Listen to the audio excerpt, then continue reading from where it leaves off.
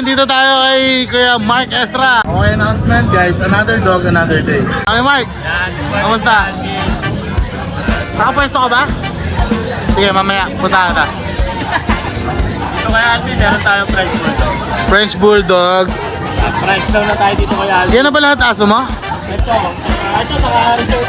Parang ang konti lang na aso mo ngayon. Walo lang aso. Hindi ka pa namili, no? Hindi pa. Pagkasi. Oo nga. Pero ngayon, bawi na tayo. Lalo na magsi-September. Bakbakan ulit.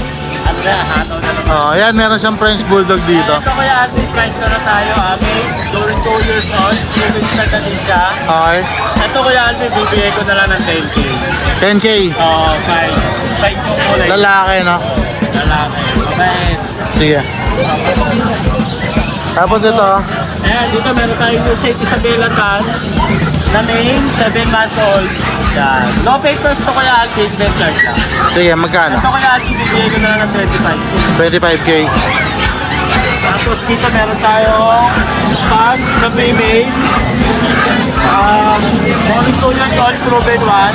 Ito, ano na ito kaya Alvin, 8.5. Tapos dito naman sa Yorkie, female. Dalawang taon na again, proven one. 8.5 na lang din niya kuya Alvin. Magkano? 8.5 na lang din. 8.5 lang guys, ah. So, yan, dito meron tayong dalawang Pomeranian. Parehas lalaki, black and tan.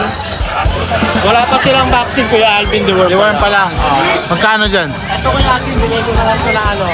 16K isa. 16K. Black and tan color. Saan ko ulay? Yan. Makukulit. Sige. Yan, yun lang yung available natin ngayon kuya Alvin. Thank you, Kuya Mark.